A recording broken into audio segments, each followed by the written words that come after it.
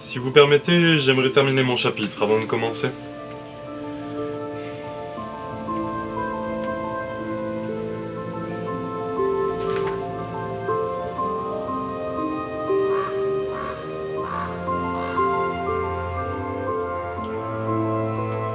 Bon, je vois qu'il n'y a pas de respect ici. Alors commençons. Oh non, pas ça, hein. Vous savez combien de temps ça m'a pris pour que les gens me trouvent sympathique? Peut-être pas assez. Non, c'est à vous. Il faut pas parler de ça. Obéis aux règles. Sans règlement, nous sommes des animaux. Vous vous souvenez de la dernière personne qui a abordé le sujet? Je sais bien que c'est un sujet sensible. On m'enlèvera pas de la tête qu'on est capable de faire un débat constructif entre adultes. Nous commençons ce débat civilisé avec le sujet suivant. Mac versus PC. La parole est à... 12 seconds later.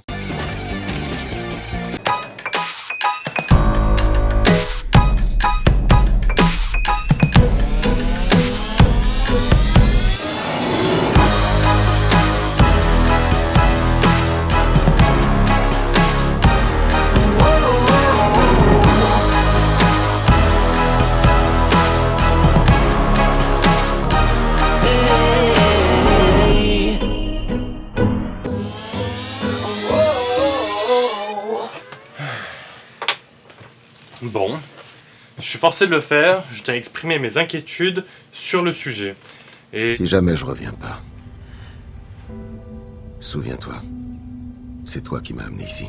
Je vais commencer par Final Cut Pro, parce que c'est le programme que nous utilisons. Excellent choix, Monsieur Le Bertin. Oui, merci. Donc, la raison pourquoi nous avons choisi Final Cut Pro X, et ce, malgré le fait que nous utilisons énormément After Effects, est que Premiere Pro est vieux, archaïque et moche. On va dire ça comme ça car nous sommes entre gentlemen. Concrètement, quand vous bossez sur Premiere Pro, vous avez franchement l'impression de monter avec de vieilles Betamax. Clairement, on lutte contre le programme plutôt qu'il nous aide vraiment. Et ce système est notre ennemi. Apple a remplacé le système classique de pistes vidéo et audio par la timeline magnétique. Une ligne basée sur une track principale, appelée scénario, et des tracks additionnels invisibles en haut et en bas du scénario. En ce qui concerne la vidéo, c'est la piste la plus haute qui sera diffusée. Sauf que tous les programmes sont faits comme ça. Ça fait tellement 2002 comme fonctionnement. Oui, mais c'est au niveau de l'audio et des interactions entre les pistes et les éléments que tout change. Contrairement à tous les autres, quand vous déplacez un plan, il se produit plusieurs automations.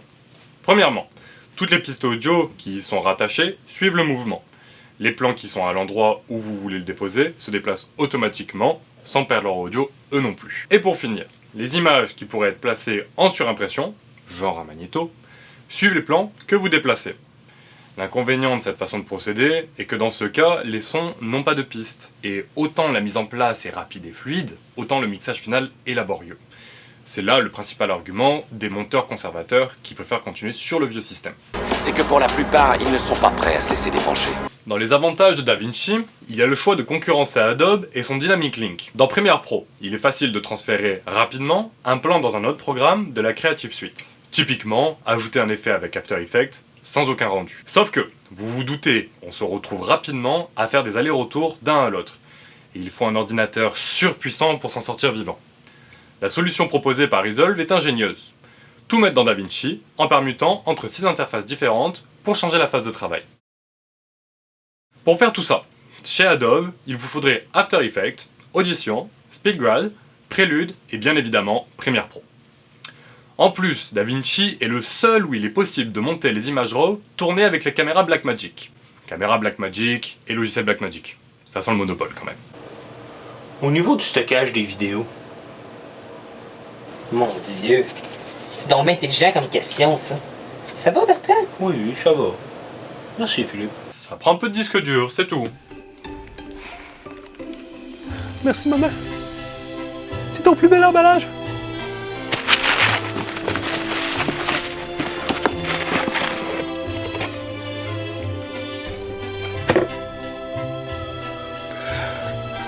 C'est exactement ce que je voulais. Avec un petit gâteau.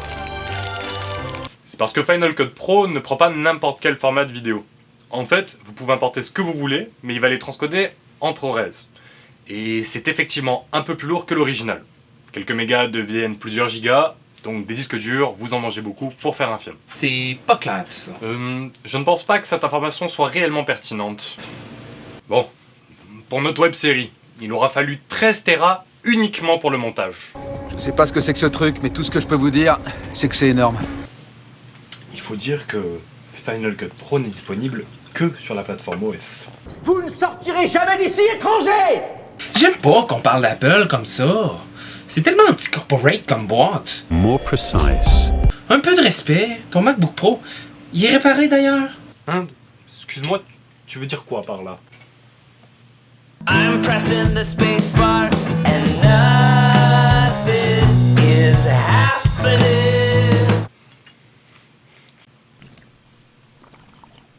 Soyez gentil, frappez-moi fort sur la tête. Donnez-moi votre bouteille, là. Mais laisse-moi.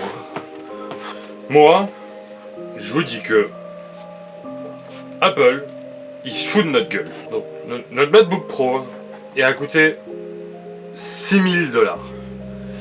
Il a les performances, il a PC, écoutez bien, ça fait 4000. Mais Monsieur de Bertin, vous êtes déjà riche. 4000 ou 6000 $, c'est rien pour vous. Donnez-moi votre bouteille. Le seul fait que... C'est quoi déjà Je sais pas. Final Cut Pro X soit si performant, c'est parce que l'optimisation software, compliqué, est parfaitement affinée. La preuve.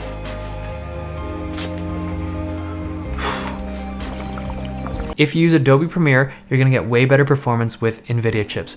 But if you use Final Cut, those AMD chips are great. C'est bon, je vais le remplacer. Anyway, j'ai fait 2 ans d'acting à Vancouver avant de devenir réel. En terminant, pour faire votre montage, commencez toujours par Final Cut Pro et terminez par DaVinci, qui est un programme qui a été fait pour ça. Et comme toujours, n'hésite pas, mets la cloche, abonne-toi, puis mets un petit commentaire. Et coupez! J'ai vraiment été bon. C'est de la merde. C'est tous de nous à Silicon Valley. Là. Tu sais qu'il est toujours comme ça, qui parle d'Apple. Through the fire, I walk through